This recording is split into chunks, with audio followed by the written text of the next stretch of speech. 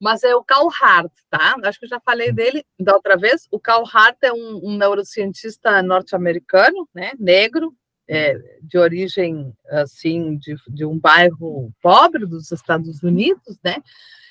E ele escreveu 2 livros, né? Que eu super recomendo, porque ele escreve a história. É muito gostoso de ler também, é meio autobiográfico, mas ao mesmo tempo ele conta as pesquisas dele das neurociências, tá?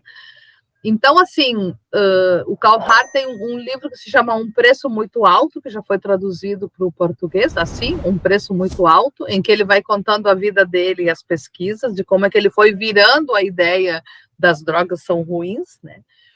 E agora se lançou um outro que se chama As Drogas dos Adultos, né?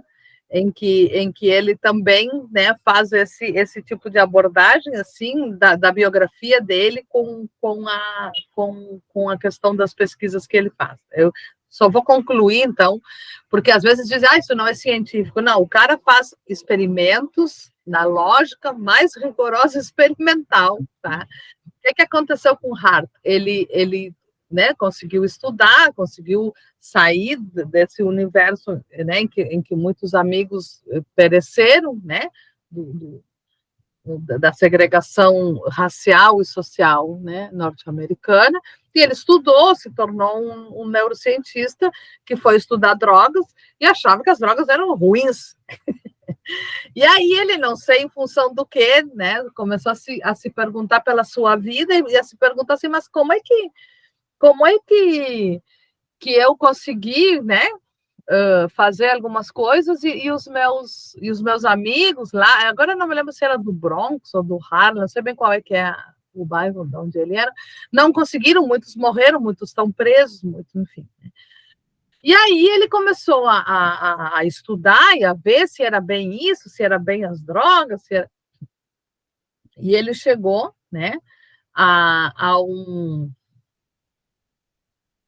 um autor, né, que se chama Bruce Alexander, que na década de 70, quando se começava a coisa das guerras drogas, ele tinha feito pesquisas cientificamente, assim, bem rigorosas do ponto de vista experimental. Científico, eu estou falando de experimental, porque todas são científicas, né, mesmo as que não seguem o método experimental.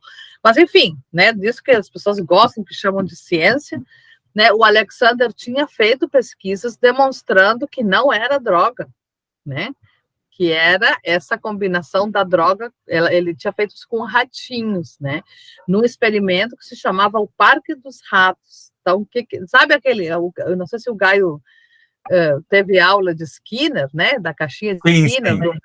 Que apertava condicionamento operante, né? Também tive sobre isso. Por isso eu estava com a educação, né, professora? Isso entra com a educação, né? Skinner, né? Tá?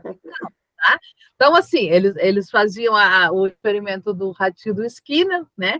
E aí, se botavam água e botavam droga, o ratinho, aonde vocês iriam, o ratinho ia buscar droga, né? Entre a água e a droga, vou usar a droga. Então, disso se concluía que a droga faz mal, né? O Alexander, ele botava a droga, ele botava água e ele botava um parque de ratos, sabe? Quem tem hamster tem aquela rodinha, umas diversão para o rato, assim. E o que ele viu é que daí o rato não ia sempre na droga, né? Que ele ia ora na água, ora na droga, ora na diversão. Ele tinha opções. O Alexander se fosse suplência para o ratinho, ele iria só. O Alexander teve que se exilar no Canadá. Tá? Ele foi proibido de publicar suas pesquisas e ele foi se exilar numa pequena cidade do Canadá, todos esses anos, né? Da década de 70 até agora, que o Carl Hart meio que levantou esse... E o que o Hart fez, então, né? Daí ele vai trazendo nesses livros as suas lembranças de todos os movimentos segregatórios que ele sofreu desde a escola, né? Aí eu não vou contar para vocês, mas ele conta vários, né? Que os alunos negros, como não aprendiam, iam todos mandados para uma sala especial, né, para sei lá o quê. E ele, como era curioso e gostava de aprender, uma vez a professora disse, não, tu pode ficar aqui, né? E aí ele entrou num dilema moral, né, de se ele ficava ali com os alunos brancos que conseguiam aprender, ou se ele ia com os amigos dele para a sala dos que, né? E ele vai dizendo que esse dilema acompanha ele até hoje, né?